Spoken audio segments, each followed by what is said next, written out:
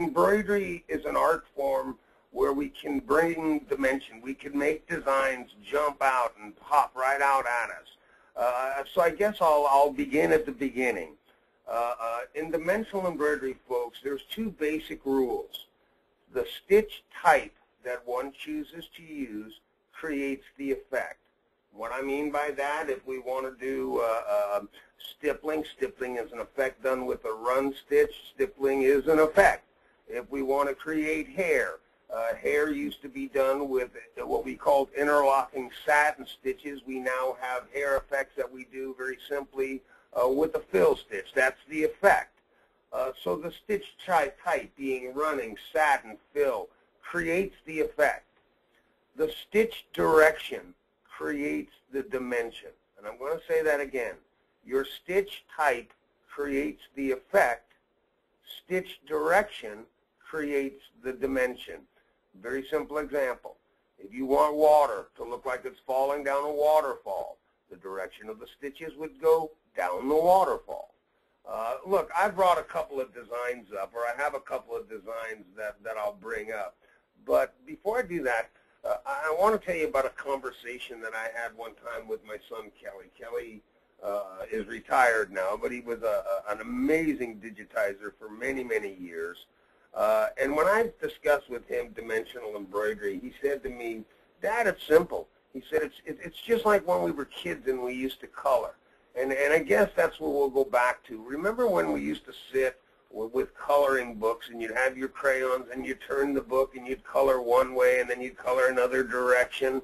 Embroidery is very much like that. In fact, that's a little tip that I give at a lot of events that I do. I always suggest to people to get some good coloring pencils. I use Pentel pencils. You can get them in any craft store normally. Get yourself some good colored pencils. Print your artwork out as large as you can print it out, and color your artwork, folks. You know what? When we color, we tend to think about the reality of what it is that we're coloring. Example, if you were coloring my beard, you wouldn't draw the stitches, or you wouldn't draw with the pencil left to right. You'd be drawing up and down, just again like with the water going over a waterfall. 9 out of 10 times, maybe even almost 10 out of 10 times, right there, the direction your pencil is going is the direction that you want to take your stitches.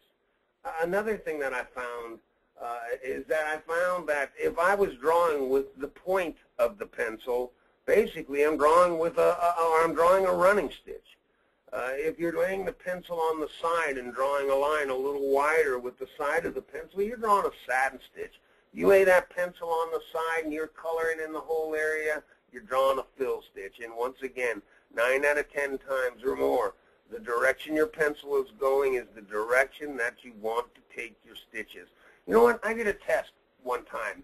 I had designers for many years. Those were young ladies and gentlemen who drew my artwork for me. Back in the day where we would have to draw embroidery, we would cartoon it. We'd take the design, draw it 6 times larger than the actual size, and we actually implanted the stitches on it. When we implanted the stitches, certainly we were denoting or defining the stitch direction. I did a test one time. I wanted to see if this coloring and the direction of the pencil was really true. And so I asked a group of my designers, because what they used to do is they would put in the stitches and then they would color the cartoon when it was done, so we could certainly see the differential of colors. I had them actually color the cartoon first before they input the stitches. And you know what? Again, 99% of the time, the direction they colored with that pencil was the direction that they took their stitches. I think that can be very, very helpful. Color your artwork.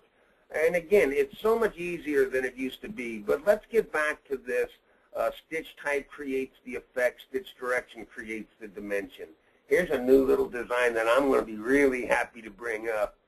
Someone just did this with me not too long ago, and I really think they did a pretty darn good job. But a couple of things that I really want to point out here, and I'm going to do a slow redraw. I'm going to go ahead and put it in a 3D mode and do a slow redraw. First of all, notice that when they come in, now, one thing right here that is absolutely great, the first thing they started with were the eyes and the teeth. They did that behind the fill that now is going to fill in the area of my head, because what that makes it look like is that the eyes and the teeth are recessed in my face. Same thing with that ear being done first. It looks like that ear is behind that part of my head. Now you'll notice as they transition into every area, they're changing direction, okay? They've gone now into satins right in the same color. See, satin stitches, even in the same color on top of a fill stitch, can create some incredible effects. Stitch type creates the effect. Stitch direction creates the dimension. Now this is great. What they used here is a complex fill for my beard, but they used, and I'll show you the effect in just a few minutes, it's a random effect. It creates hair. They came in and did the same thing with satin stitching now for my mustache, a little more fill. Came in and gave me some rosy cheeks. Came in and finished my eyes. But now here's a stitch that I love to talk about right now. What they're doing here now is they're using running stitching, but they're actually using what I call random run stitch. Now, it can be done certainly with the run stitch. I prefer to do this type of stitching, though, with the manual stitch. See, when you're doing it with the manual stitch, and I'm going to get it to a point here, and I'm going to zoom in. When you're doing it with the manual stitch, you're able to take the stitches in all these directions. Now, I can tell they did this with a run. Why? Because the stitch length seems to be the same. And if I came in and grabbed that run, I bet, yep, they were set at 2 millimeters on the length of that run stitch. If I would have been in the manual stitch up here on the top of the toolbar, I could have varied the length of the stitches in my beard. Now, they did a great job of random stitching that, all right? But having little offsets of different stitch lengths would have even made it better, in my opinion. It would have made it a little better. But you can see the dimension popping out right at you here. Everything in this design is a different direction, okay?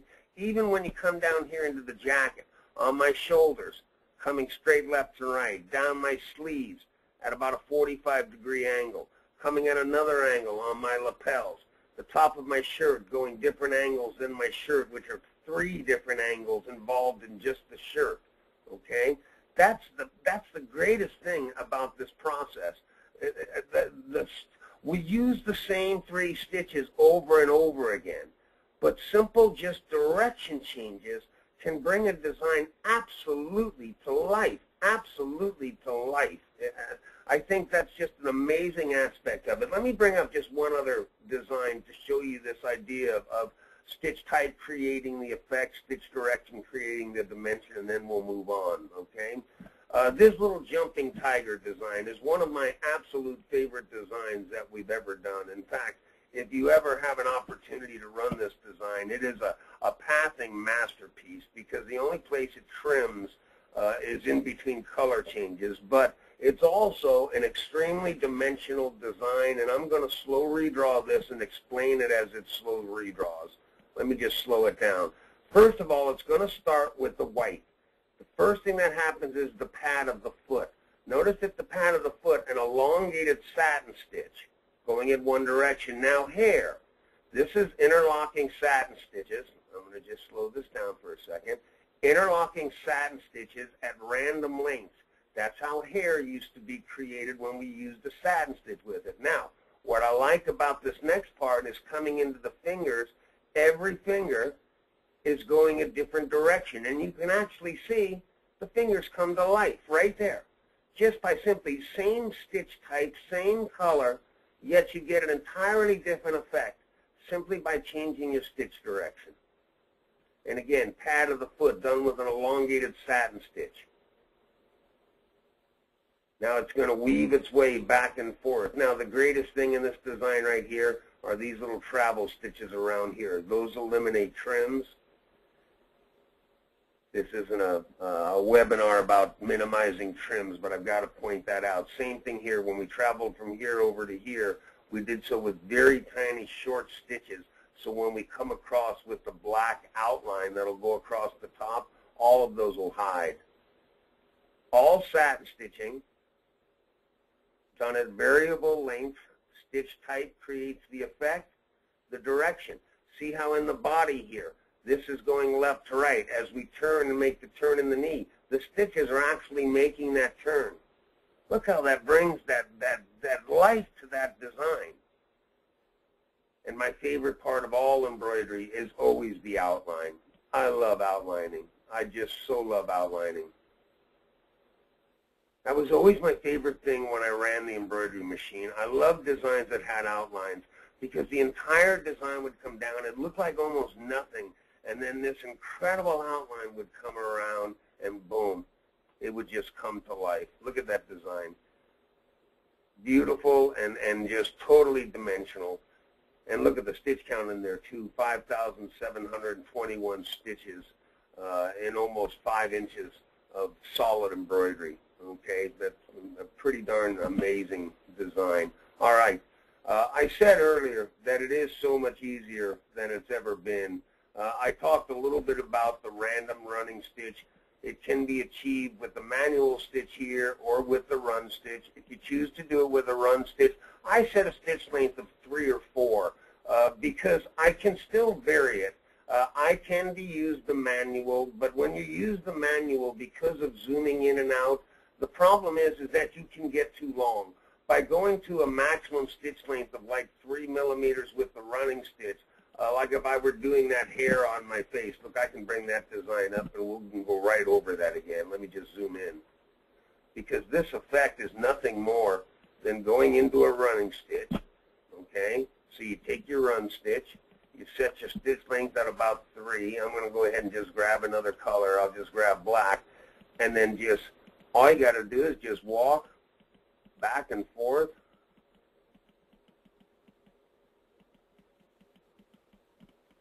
Just random stitching. Just get right on top. And that's how you would, if you were to sit with a pencil and draw my beard, that's what it looks like. It's not just a straight fill going up and down. They started with some nice angled fills for the bottom of it, but then they just simply started and just started randomly walking right on top of it. You can make turns, you can come back. Each one can be a little bit of a different stitch length. The only problem, the only thing you really have to watch for when you're doing random stitching, you just don't want to get the stitching too tight. So just watch, and again, get yourself a frame of reference. Whatever zoom value you're on, grab your ruler and simply measure in between a couple of lines. I'm 1 millimeter apart. That's perfect. I can go tighter than that. You don't want to go tighter than about a 0.4, 0.5. You can go a little tighter than that. Some of these are right on top of each other. They'll look more like satins, 0.5. It's not going to bulk it up real much, but you do want to watch that you don't get that much in there or too much in there, okay? So look, I said that it's a lot easier than it used to be. So let's start with our fill stitches and the choices with the fills. Now realize, and I'll just make a very simple fill here. In the old days, I had stippling already up there, but in the old days of creating effects, a fill stitch and effects in fill stitches had to be done manually. Oops, excuse me. To this day, I still occasionally forget to select the item. So I'm just going to make a standard fill. Let's go ahead and put another color on it, okay? Let's make it look 3D. Okay, so to create different effects and fills, you had to use different, what we call partition line sequences. It took years in order to learn those. You do have the ability to create your own special effects in the software, but I think you'll find that the software is chock full with wonderful effects. Alone, just under the standard effect we have, and we'll start with our brick effect. The brick effect works great when you're doing buildings. Just click on your brick effect. Look just like bricks. You do have control on it. You can increase your stitch length. You can decrease your density some. Increasing the stitch length will change the effect. It just elongates the brick some. I use that in buildings. I use that in baskets. Oh my gosh. That's a wonderful, wonderful special effect. You can run it at angles. You can run it straight up and down to create all the different type of brick effects that you want. That type of stitch literally had to be drawn by hand just 20-some years ago. Having these effects now at your fingertips, it's amazing. So you start with brick. We have a corn effect, which are just like rows of corn, okay? Once again, changing the stitch length, I left that at 6. I'd probably take that back down to about a 4 to create a little nicer effect. You'll see indeed it does, just gives a little tighter row of corn. You have a wonderful different pattern effects. There's pattern 1. In fact, you know what I suggest that everyone do? I think that everyone with the software should take a series of just square boxes, 2 by 2, 3 by 3, and make a square box of all of these effects. Because you know what? You'll have a design that you're going to do. Pattern 2 looks like satins basically next to each other. This can be very effective if you're doing like, well, just in looking at this, I could do like a bamboo field with this. That looks great, actually.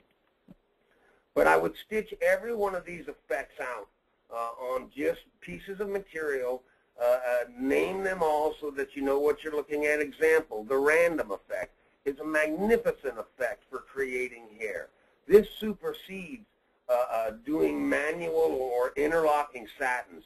Look, the way that we used to do hair, we would have to come in and we would grab our satin stitching and we would make rows of satins like that, okay? Then we would select that satin and then we would come into our jagged edge and we'd have to say one side or the other side. We're going to say second side, and we'd have to give it a jagged value. Let's give it a jagged value of about 3 and apply it. And then once we had that, we would now, it was made simpler because we could then copy and then we could paste, and then we grab the second one and we would place it down over the other one, or excuse me, go up on, in this case, and have to do an overlap, and that's how we would create hair, just putting row after row. We would also back off on the density about 20% because it got fairly dense. Now, with your fill stitch, just go into your fill, set a random effect. I do like to go a little longer with the stitch length. 5 or 6 millimeters is my preferred length, and my preferred density normally with this, just depending upon the color, is normally a 0.5, quick apply. We can go ahead and change it to a brown, and you can create some beautiful, beautiful effects. Now, another thing that you can do, certainly, look, the old way of doing it was much more difficult. But nowadays, we could actually take this to like a 1.0 density, okay? That would be half the density of a 0.5. But then you could actually go into your blending effect and say, add a second color. Let me get another brown up here. Just pick a darker brown. Okay, let's pick that color, and let's tell it that we're going to go into the blend, pick a second color, and I'm going to use color number 8. And I'm going to put in that same density as a 1 and apply it, okay? Although what I'm going to do is I'm going to turn off the underlay on the second one. Whenever you're doing this and you're going to create like with an underlay, you don't need to. And you can actually create some beautiful blends. I'm not getting it quite right. Hold on just 1 second. Let's go ahead and I'm just going to lower this just for the effect. And you can create some beautiful 2-color blends just by using the random effect, or you can simply do one fill at a 1 density and then copy and paste and put another one right on top. The reason that I added that extra density on the second one is the fills, when you're doing a copy and a paste, it's placing it right on top of the other one. A thread doesn't really run like that, so you'll look like you have gaps in it. Don't let that ever worry you if you see gaps. Put it on the machine and run it. 2 1s make a 0.5. 2.8 densities make a 0.4. Those are half density fills. On the screen, it may not reflect it because the stitches, the graphics are sitting right on top of each other. It doesn't consider the thread. or the weight of the thread and the fact that thread doesn't stack right on top of each other, it falls off to the side. I literally would have people take their fill stitch and just move it just a hair so that they could see the two colors blended in together. You don't really have to, okay? If you've got two half-density fills, you're there. You've got it, okay? So you've got, again, all these wonderful choices, and that's just in standard. And that still leaves a satin type effect that you can get with it. Oops, excuse me, I got to go back to the normal density. You have a standard effect that you can do, making it look like satin stitches. You also have your smooth tatami and a zigzag. All that just in standard fill stitching alone. Now, let's look what else you've got under the fill, because the fill is just filled with wonderful, wonderful choices for dimensional embroidery and to create different effects. Let's make it look 3D. Underneath your standard choice, of course, you have embossing. Embossing can be used for so many neat effects, but just select one, click apply. Oops, once again, I've got to select it, emboss it, apply it, and up it comes on the screen. I have used embossing for rooftops. I have used it for lawns. I've used it for so many different effects. Again, my suggestion would be, it takes a little time because there are a lot of embossing effects here. But I would print out, or I would stitch out a little 2x2 square just of every one of these effects. You don't know how helpful that is. You don't know how helpful that is and how many times that you could utilize it. Look, this one alone, if I were doing Western scenes, a rodeo type scene, I'd figure out somewhere to use this in a saddle. I'd figure out somewhere to utilize this. Creating special effects when you're digitizing, knock people's socks off. It knocks their socks off. You show them effects and they don't even think that stuff can be done. And it makes you look like such a master digitizer. And believe me, folks, to figure out the partition line sequence of something like this in itself, oh my gosh, it would take hours, if not days, to figure out where to tell those stitches to drop to create that type of effect, okay? You're looking at hundreds and hundreds and hundreds of hours of work in just these effects here in the motif stitching or in the embossing stitching. You truly are. I love the embossing. I just love it. I could use it in so many effects. I'd use it in fashion work. I think it's just wonderful. Again, it is so much easier to create and bring dimension to your embroidery than it used to. Below the embossing, certainly you have the motifs that can be utilized. And you do have a wonderful array of motifs that can be utilized. Pick any motif, just apply it. You can apply motifs to running stitch lines. Motifs can be applied to a lot of different effects. It really is quite an amazing effect. This is, DJ's telling me this is one he created. You know what? I like that, DJ, because I look at that, and that's something that I would use right off the bat. I'd use that in bag making, okay? Because I could open up that density on that, and I could really create some magnificent effects on bags. It would pop. It would give a dimension of depth that's really, really quite amazing. Very well done, DJ. Thank you. You're very welcome, young man. See, and I didn't even know I was going to choose one of yours. If I'd have known, I probably wouldn't have done it, but I did anyway. Shapes. Shapes were kind of cool when DJ came up with the idea. I'm going to give you the credit now of creating the shapes. Pick a shape, apply it.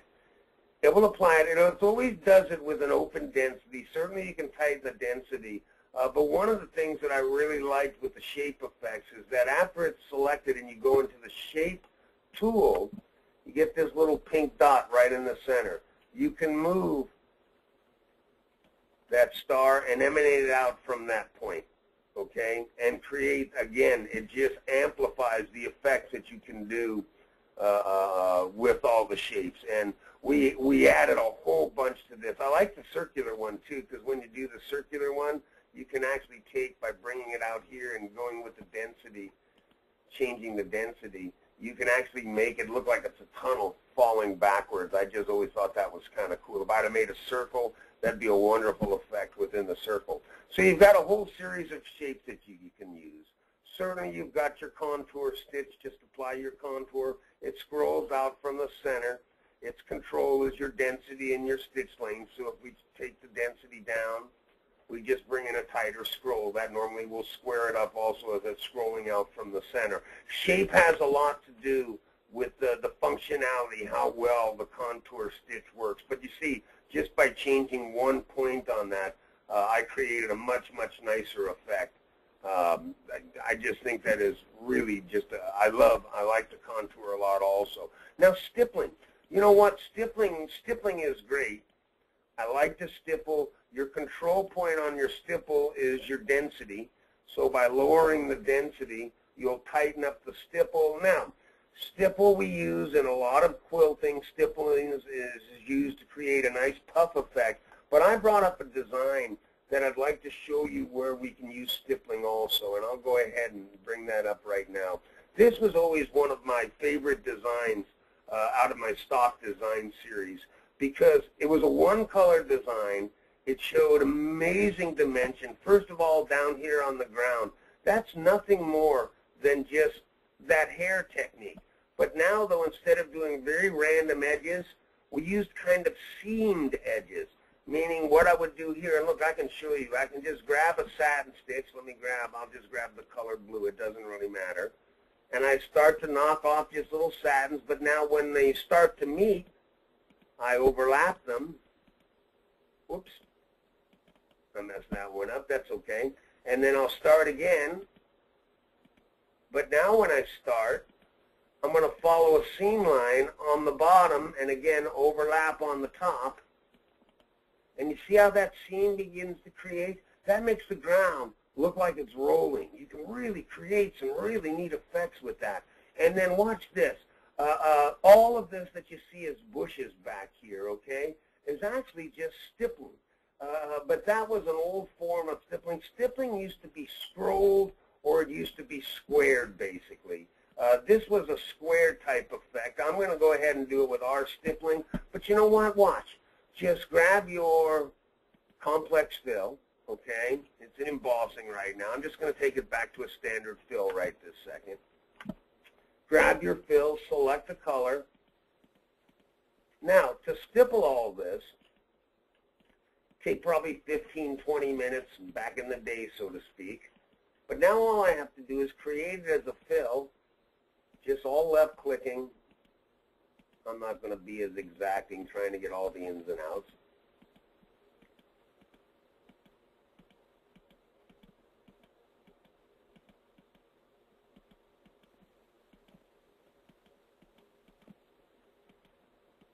I love this design. Number one, the stippling. Number two, because it had that beautiful overlapping satin stitches that created kind of that rolling effect on the ground. And then the other part that I really liked is when you get up into the branches, you had running stitches that work their way into satin stitches, so you could see the thins and the thicks of the branches. Of all the designs that we did, I love one color work anyway, because with one color, when you can create this amazing dimension, even in one color, I think that's just some of the best embroidery can be. And then boom. Now, I'm going to do a regular fill, okay, or emboss in this case. Select it, just come down to your stipple, select your stipple. Now I already know I'm going to have to change my stitch length, or my density. I'm going to come down and put in a density of 1. And basically, I just duplicated that almost. I can hide the brown. Could come down a little bit more with the density. But you've just created. So stippling can not only be used, let's say, in the quilting process, you can use stippling to create really beautiful bushes and things like that. Now, if you want to make that a little tighter, rather than go down with the density, you can also just do a select and select it, okay? And you can, once again, right-click. You can copy. You can right-click, and you can paste. You can grab the second one and just move it over a little bit and create a whole other effect and double your stippling in there too, okay? Stippling can be used for lots of things other than just in quilting and creating a puff effect. You can use it, like I said, for bushes. You can stipple on the top of trees. I'll do one stipple, do a couple copies and paste, and just throw them right on top of each other. I just think that's kind of cool that you can do that. And we also have, of course, in the fill stitch, I'll show you this one also.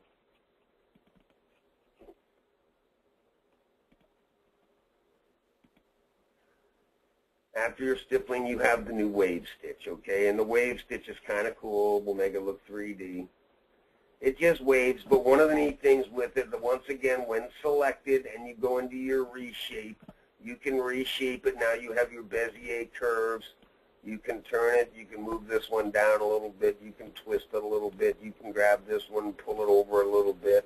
Right-click and create different effects.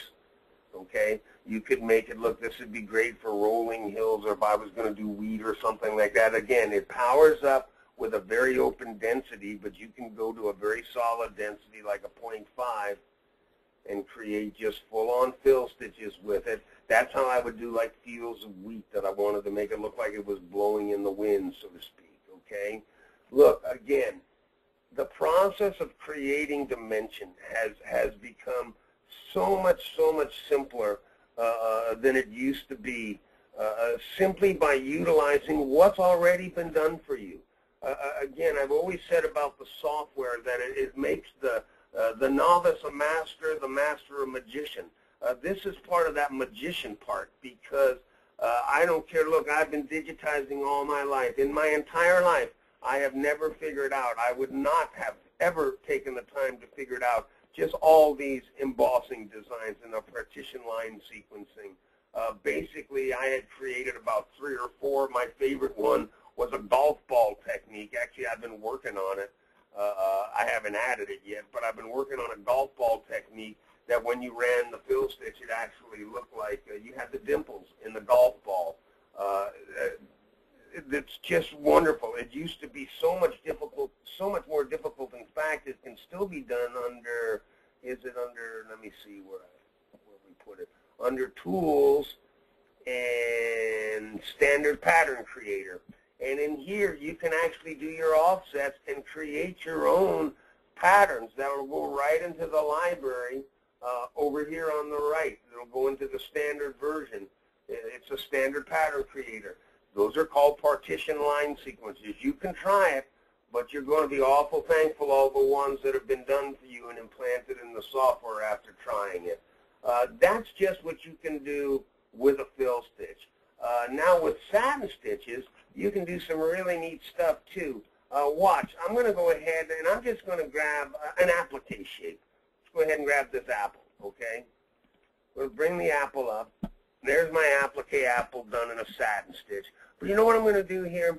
I'm going to change the density. I'm going to lighten the density up on this to about a 0.6, okay, and apply it. So I'm going to give myself kind of a light density apple applique, okay? But you know what I want to do now? I want to blend colors in here.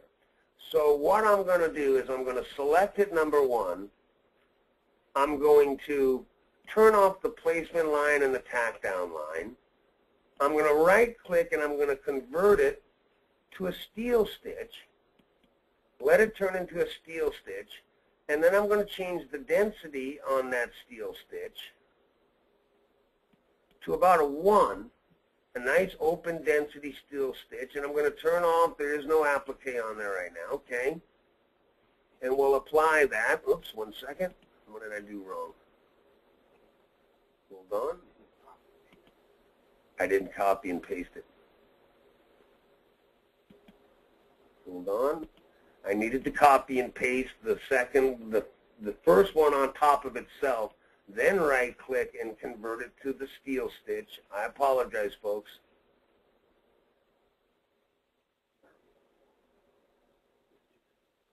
Oh, I've got 2 steels up there now, so it won't convert. Doesn't matter.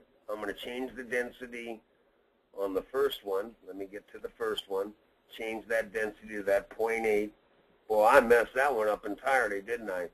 See, that's why you should never feel bad about making a little bit of an error, because it happens to all of us.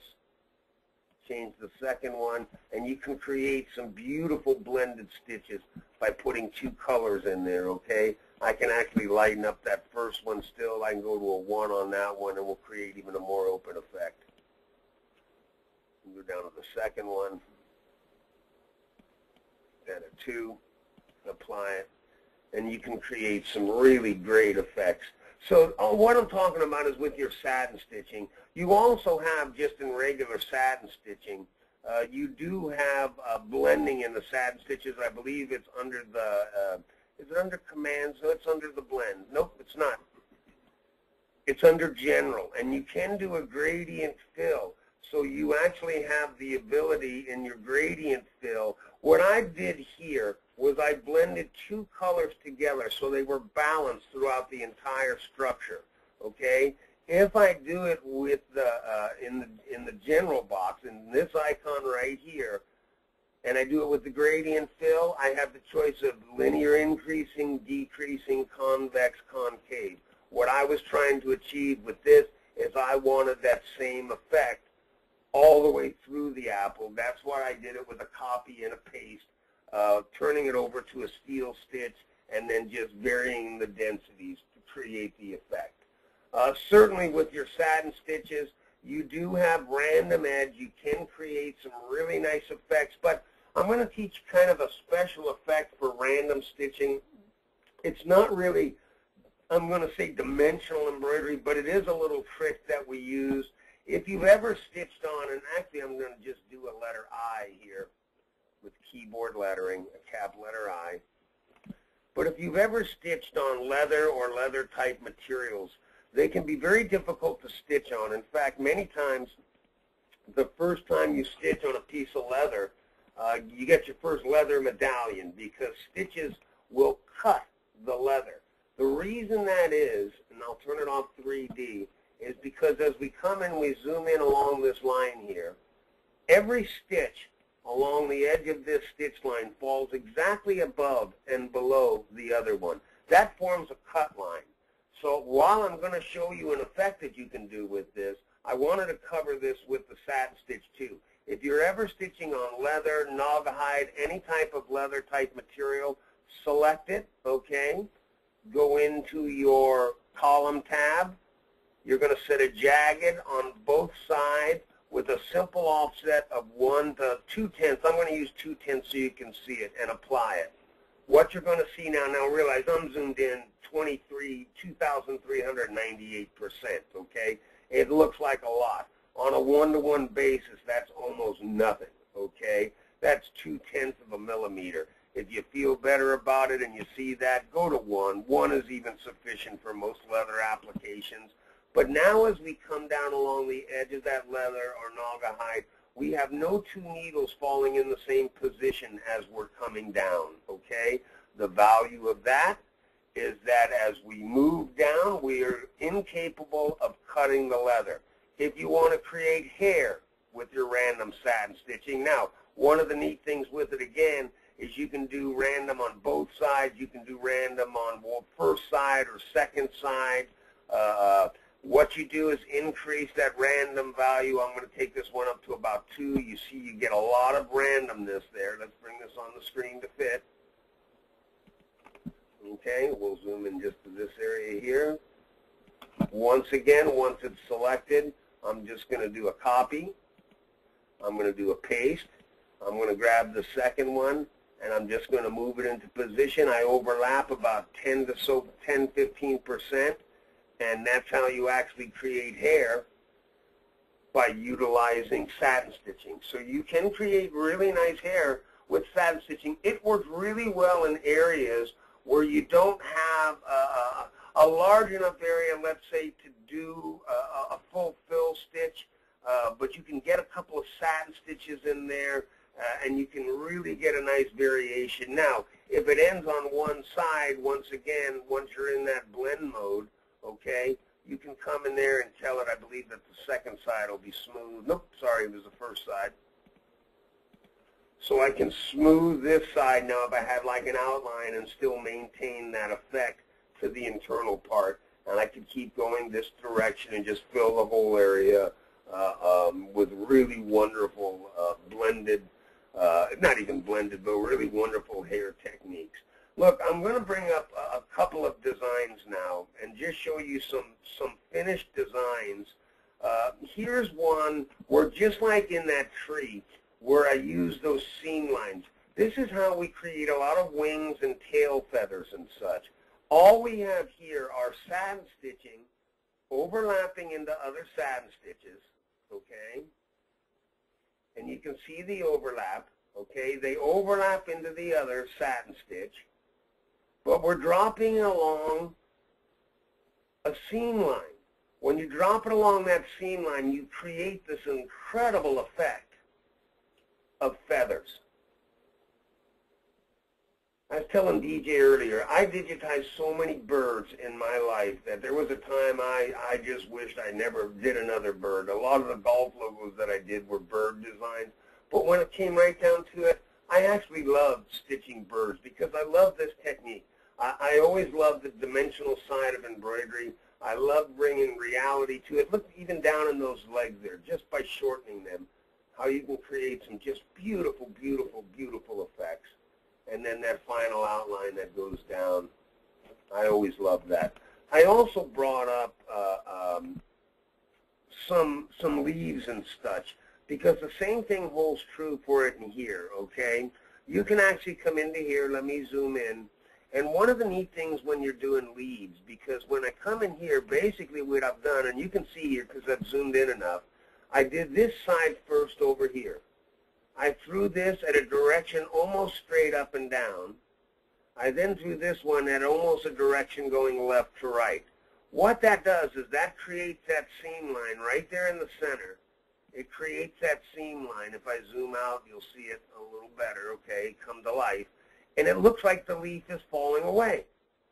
If I do the seam line, and in this one right here, I'm actually taking it at the same angle, just opposing angles. I'm coming in from about a 45-degree angle overlapping, another 45-degree angle overlapping here, but following the center seam line. Now I've created the effect of a flat leaf with the seams just showing the leaf going out. You can actually make leaves look like they're falling down in the case of this one, simply by taking this stitch direction down, this stitch direction just the opposite type direction. You make that leaf look like it's falling down. Again, draw your artwork. You'll be amazed, because when you've got an image and it's got that natural seam line in it, you're going to very naturally find yourself drawing one direction on one side, drawing one direction on the other side. And now two other things I'd like to point out. I do the same thing when I'm doing flowers. I did all these flower tops with interlocking satin stitches, kind of like I do the hair, although I let a little bit of a seam line show also. But what's really kind of neat in here, if you notice, every petal is going a different direction, okay? A lot of folks, a lot of digitizers would have come in because the area was certainly big enough to just put one fill. But you lose out on a lot of the ability to create dimension. If you see a flower petal coming in, stitch in that direction, okay? Stitch in that direction, and you'll bring a lifelikeness to that flower and to those flower petals that you just can't believe. It's just an amazing, amazing effect. And the last special effect that I'd like to show you is, and it's not really a special effect, or it is dimensional embroidery, it's creating perfect points. I've always found that when people are trying to create points in the embroidery process, and I'll just zoom in here and then I'll show you one, but when you're doing a satin stitch and you want to create points, I'll see a lot of people will come in and they'll do a satin very tight, and then they start to come out, working their way out, like at the top of a star. See a lot of it done in that manner, okay? The stitch length here gets so tight. Look, right here, we're down to 5/6 of a millimeter, 4/10 of a millimeter. That's just going to dig into your fabric and drive right down in. To create perfect points in embroidery, it looks kind of crazy, but here's exactly how it's done, and you'll see it on every point that I've ever digitized. It's actually a 3-step process, okay? What we basically do is we're in a running stitch with an underlay. I'm going to grab another color. We come up with our running stitch. We stitch up and out of the point slightly. We come down at an elongated angle, drop a stitch. We'll end that segment there. Then we go, right into our satin stitching, and we begin our satin stitching.